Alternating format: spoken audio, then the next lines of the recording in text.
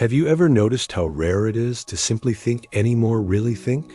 Not in reaction to a notification, not while multitasking, not while scrolling, but thinking as a deliberate, grounded act of awareness. Today, we are surrounded by more information than at any point in human history. Yet somehow, we are becoming less capable of evaluating it, questioning it, or using it to make meaningful decisions. Critical thinking was once considered a foundational skill, something every educated person was expected to master. It's the mental discipline to pause, examine, and sift through ideas instead of blindly accepting them. It's the difference between reacting to the world and actually understanding it. But the truth is uncomfortable. A skill that took thousands of years to develop has quietly eroded in just a few decades. And many people can feel it. They feel mentally numb, overstimulated, or strangely disconnected from their own depth of thought. They miss the feeling of being intellectually alive. So before we talk about intelligence or overthinking, we have to answer a more urgent question. How did we lose the ability to think clearly? To understand that, we have to go back to the minds that first taught us how thinking even works. Imagine ancient Athens. A loud marketplace. Debates echoing through the streets. A man named Socrates asking questions so annoying, he was eventually executed for them. But in his questions lay the birth of critical thinking. Philosophers like Socrates, Plato, and Aristotle didn't have smartphones, search engines, or endless entertainment. What they had was curiosity, raw and unfiltered. They taught that knowledge begins not with answers, but with uncertainty. They believed the mind must examine itself, challenge assumptions, and pursue truth with humility. Centuries later, the Enlightenment expanded this idea. Thinkers like Descartes, Locke, and Kant weren't just asking questions. They were building frameworks, systems of reasoning, methods of inquiry, structures that demanded evidence, logic, and clarity. This legacy gave rise to science, modern education, democracy, medicine, and nearly every intellectual advancement we take for granted. But something strange happened. We inherited the technology built on their thinking, but we didn't inherit the thinking itself. We gained the tools, but not the discipline. We gained the information, but not the wisdom. We gained the speed, but lost the depth. And today, those ancient skills are fading faster than ever. If you've ever felt your attention shrinking or noticed that reading long-form content feels harder than it used to, you're not imagining it. Modern life is designed to fragment your mind into pieces. Deep thinking requires uninterrupted focus. It requires slowness, patience, reflection. But everything around us encourages the opposite. Education pushes speed over depth. Social media rewards immediacy over accuracy. News prioritizes emotional reaction over analysis. Entertainment delivers stimuli faster than the brain can meaningfully process. We've become mentally trained to skim instead of understand, react instead of reflect, and consume instead of question. And this creates a terrifying illusion. We believe we're more informed than ever, when in reality, we're just more distracted. We are drowning in content, but starving for clarity. Our minds are constantly busy, but rarely thinking. This collapse isn't loud. It doesn't announce itself. It's silent, subtle, and gradual, like erosion, like decay, like the slow fading of a skill you once had, but haven't used in years. And behind much of this erosion is a system that benefits from a mind that cannot focus, question, or resist. The digital world doesn't just compete for your attention. It feeds on it. Think about what an algorithm actually does. It studies you. It predicts you. It shapes your preferences, your emotions, your beliefs. It gives you what it thinks you want before you even ask. But here's the cost. It stops you from seeking information. It stops you from questioning. It stops you from thinking.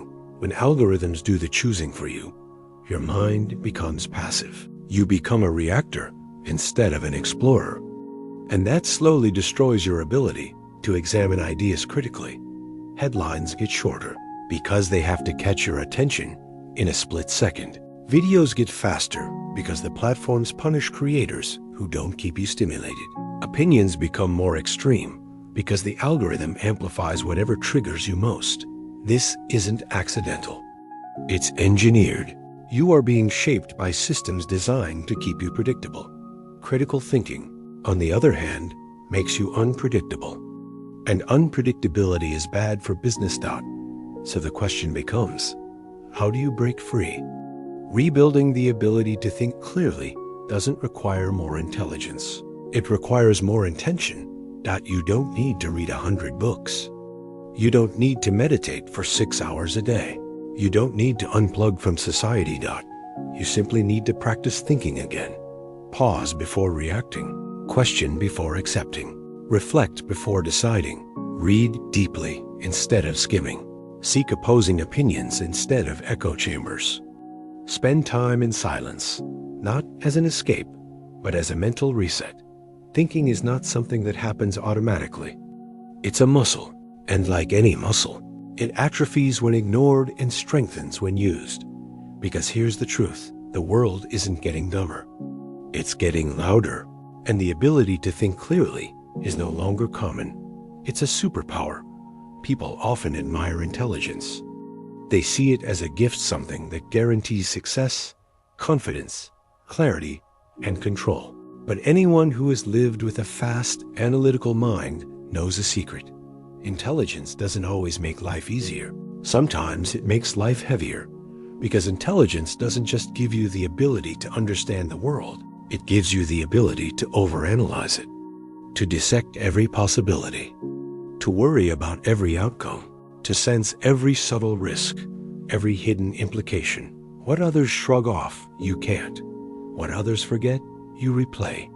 What others decide quickly, you agonize over. Being smart doesn't protect you. It exposes you. A sharp mind cuts both ways. And for many people, the very thing that makes them intelligent is the same thing that makes them anxious, restless, or chronically overwhelmed. But why? Why does intelligence, this supposedly rare and powerful gift, so often turn into a burden? To answer that, we need to step inside the mind of someone who thinks deeply, but feels trapped by their own thoughts. Imagine your mind as a machine that never turns off, always analyzing, always simulating, always asking, what if? For an intelligent person, the mind doesn't simply observe reality. It projects into it, running countless mental simulations in the background. It tries to predict outcomes, calculate probabilities, and eliminate uncertainty. But here's the problem. Life isn't a math equation, and trying to solve it like one creates endless loops of analysis that never lead to peace. This is why intelligent people often fall into overthinking. They don't overthink because they're irrational. They overthink because they're too rational.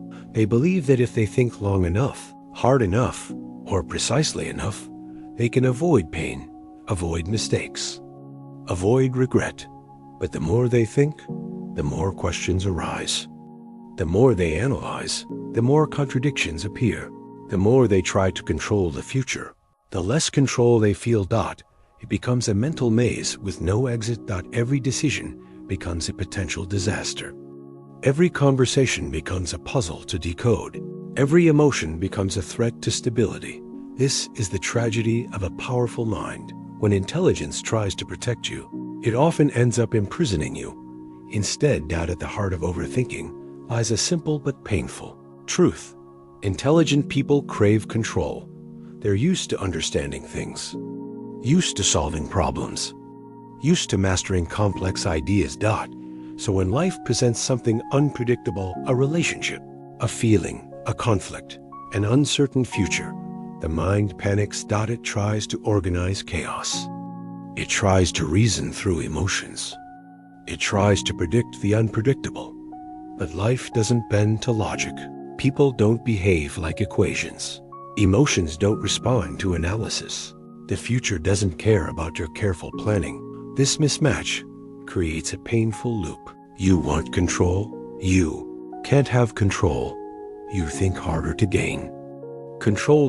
Thinking harder makes you feel even less in control. And so the spiral continues. Letting go feels impossible because the mind believes surrender equals danger. But the truth is that control was always an illusion. You were never meant to understand everything. You were never meant to predict everything. You were never meant to think your way out of uncertainty. Some things can only be felt. Some things can only be lived. Some things can only be accepted.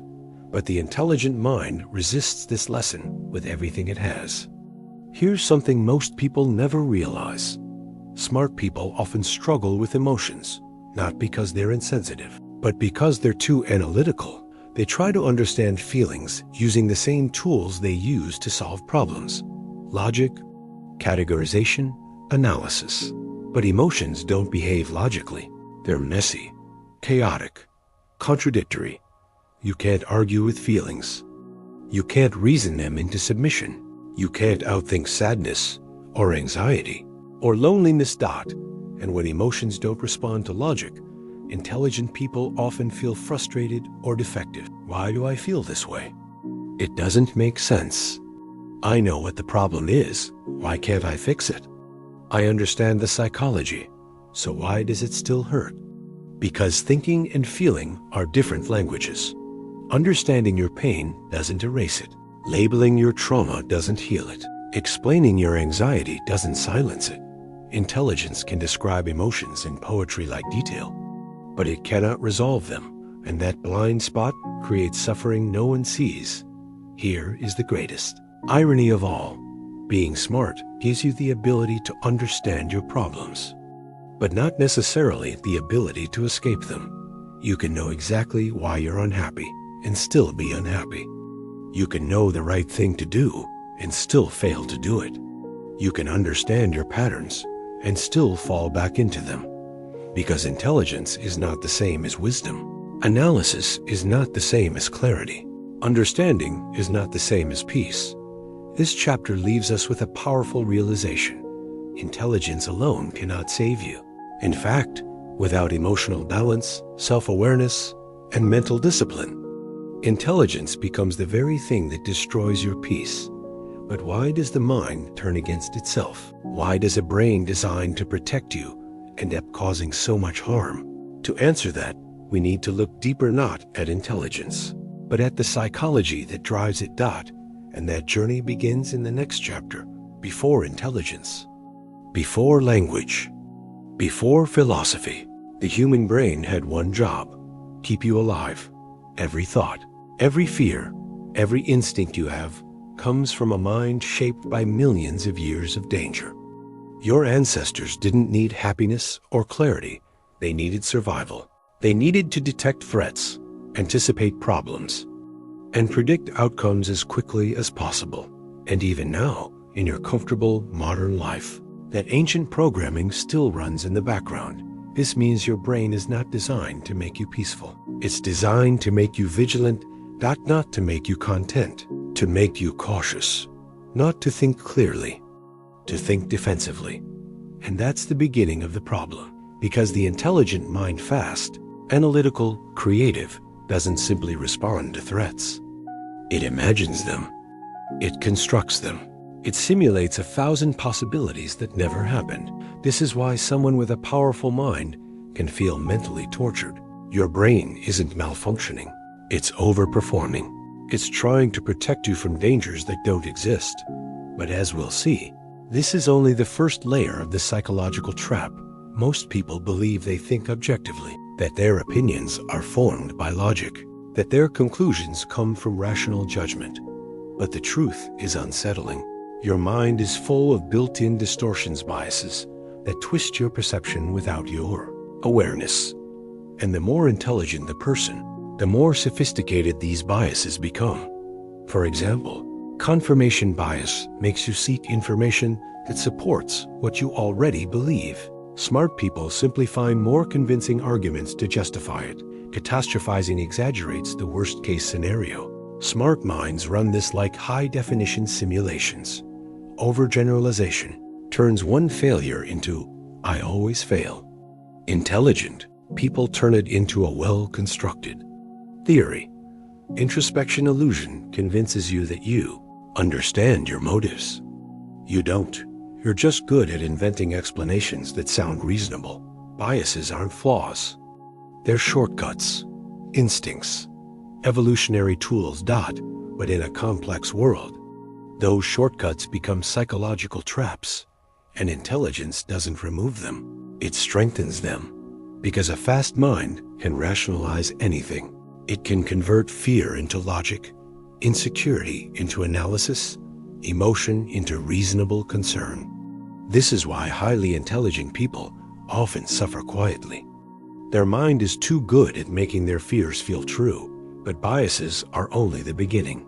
The deeper trap comes from something even more powerful: your past. Everyone carries memories they didn't choose: small pains, harsh words, childhood wounds, past failures, moments of rejection. Some are tiny, some are heavy, but all of them leave traces. Trauma doesn't need to be catastrophic. Sometimes it's subtle, quiet, accumulated over years. A parent who criticized you too often, a teacher who embarrassed you in class, a relationship that made you doubt your worth, a friend who betrayed your trust, a moment where you felt small, unseen, unloved. The body remembers what the conscious mind forgets, and the intelligent brain, with its incredible memory and pattern recognition, doesn't just remember the past. It replays it. It anticipates similar pain. It tries to prevent it. It tries to predict it. It tries to understand it so deeply that it can avoid ever feeling it again. But this creates a painful paradox. The more you analyze past pain, the more tightly it grips you. Your mind returns to the same memories, not because you want to suffer, but because your brain believes it's protecting you. It's scanning for danger. It's trying to decode the lesson. It's attempting to control what hurt you. But instead of healing, you become stuck, reliving the past while fearing the future, never fully present. This is the trauma loop, a self-reinforcing cycle where your intellect becomes the engine of your suffering. But there's another force inside the intelligent mind, a force that transforms imagination into anxiety. People often think anxiety is fear, but fear is simple. Fear has a cause. Fear has a target. Anxiety is more complex. Anxiety is imagination without direction, creativity turned inward, curiosity turned into dread. Many intelligent people don't realize their mind isn't anxious because it's weak. It's anxious because it's powerful. A strong imagination can create beauty, art, solutions, innovation. But when it runs uncontrolled, it also creates hypothetical disasters, unlikely threats, emotional spirals. Your mind shows you futures that don't exist, failures that never happened, rejections that never occurred. The mind becomes a theater, and anxiety becomes the director playing scenes on repeat, in higher and higher resolution. And when your imagination becomes your enemy, the present moment becomes impossible to inhabit. Which leads us to the most painful psychological twist. Intelligent minds wander. They drift. They roam. Not because they're careless, but because they're hyper-aware. A powerful mind is rarely in the moment because it's always scanning possible futures or replaying symbolic pasts. It listens for patterns. It analyzes micro-expressions. It interprets tone, context, implication. It tries to decode everything. This is useful for problem solving, but devastating for peace. The present moment is simple, but the mind of an overthinker is complicated. The present moment is quiet, but the mind of the intelligent is loud. Being present requires surrender, a skill that the analytical mind has never been taught. And so smart people become trapped between two worlds: the past, which they can't stop analyzing, the future, which they can't stop predicting. While the only place they can actually live, the present, goes unseen. Somewhere along the way, society replaced the idea of being human with the idea of being productive. You're no longer valued for your presence. You're valued for your output. And the intelligent mind wired for high performance, absorbs this message more intensely than most. You start believing that every hour must be optimized. Every minute must be justified. Every moment of rest must be earned. You check emails during meals. You think about work while trying to relax. You feel anxiety when nothing is happening. You feel behind when others seem ahead. You feel guilty for wanting peace. You've been conditioned to believe that slowing down equals failure. That stillness is laziness. That rest is weakness. But here's the truth. A mind that never rests cannot think clearly. A mind that never pauses cannot reflect. A mind that never breathes cannot create. The modern world doesn't want you rested.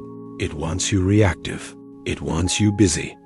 It wants you exhausted enough to comply, but functional enough to produce. And in that exhaustion, the intelligent mind begins to break down. Overthinking becomes the default. Mental clarity becomes a luxury. And you mistake burnout for personality. But this is only the beginning of the environmental assault on your intelligence. You wake up, and there's already more information waiting for you than entire civilizations encountered in a lifetime. Messages, notifications, videos, headlines, opinions, updates, drama, fear, noise. There is no space between thought and stimulus. Anymore, you are expected to consume more data in a day than your brain can meaningfully process in a week. And the intelligent mind, hungry for understanding, tries to absorb it all only to collapse under the weight. This creates three problems. Decision fatigue. Too many choices make all choices feel overwhelming. Mental clutter. Your brain becomes a storage closet full of unrelated information. Superficial comprehension.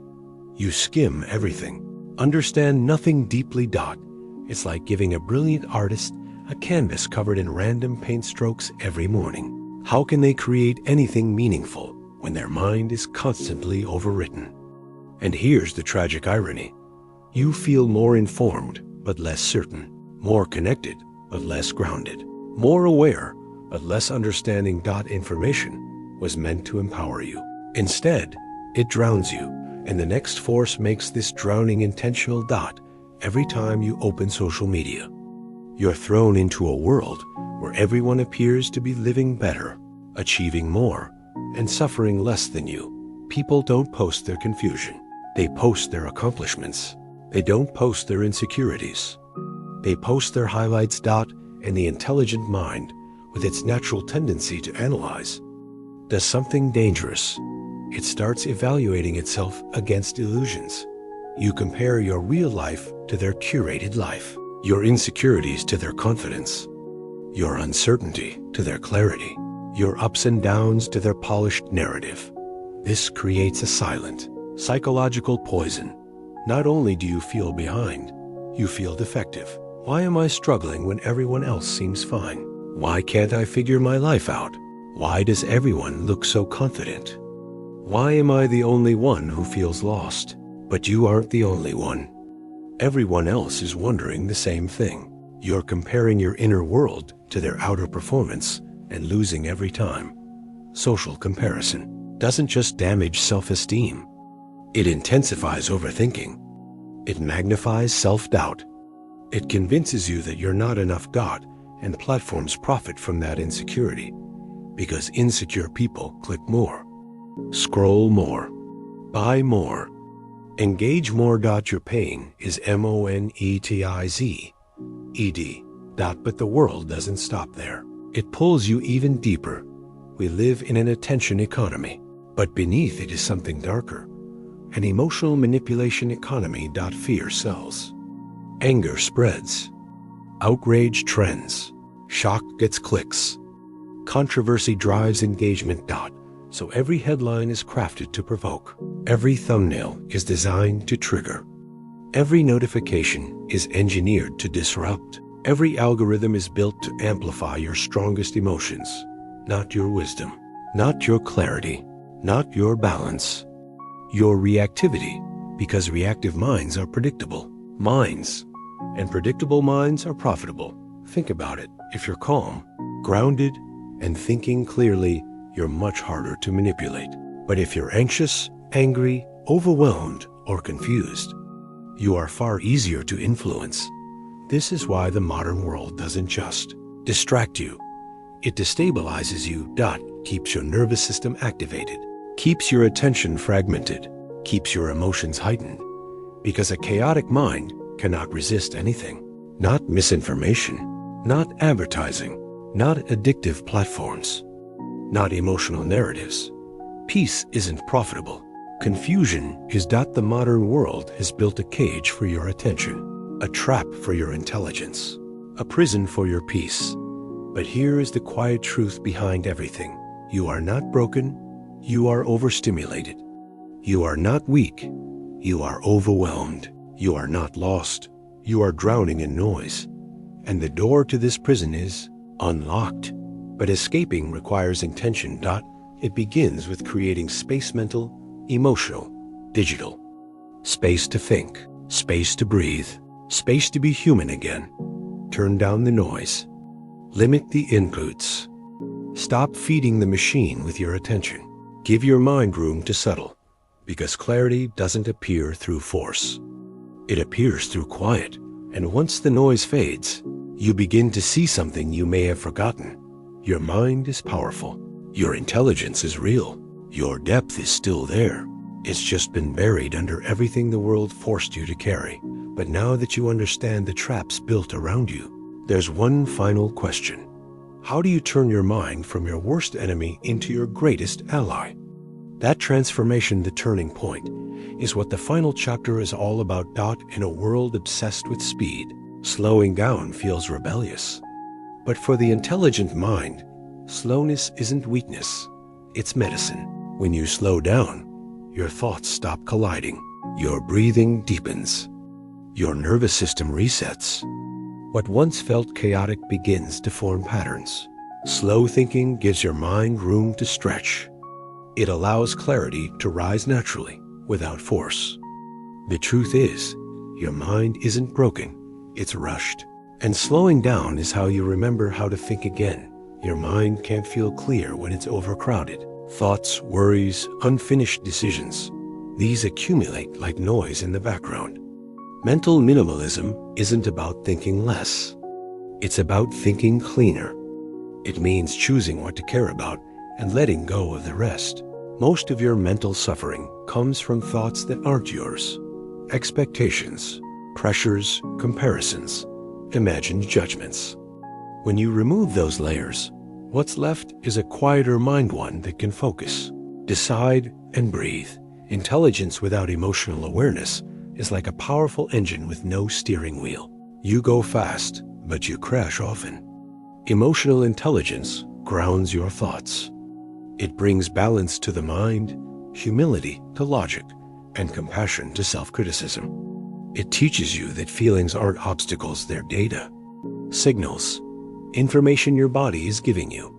When you listen instead of resist, your mind stops fighting itself. Overthinking isn't defeated by thinking harder, but by feeling honestly. Your thoughts follow stories you've been telling yourself for years, stories about who you are, what you deserve, and what you're capable of. Some of these stories were planted by others. Some were shaped by old pain. But here's the truth. You can change the script. You can interrupt the pattern. You can rewrite the narrative. And when you do, the mind that once trapped you becomes the mind that frees you. The final step is acceptance, not of defeat, but of uncertainty. Life cannot be solved like a puzzle. It can only be lived. And when you release the need to predict, control, and perfect everything, something beautiful happens. Your mind relaxes. Your heart opens. Your presence returns. Because the real cure for overthinking is not more thinking. It's learning to trust life again.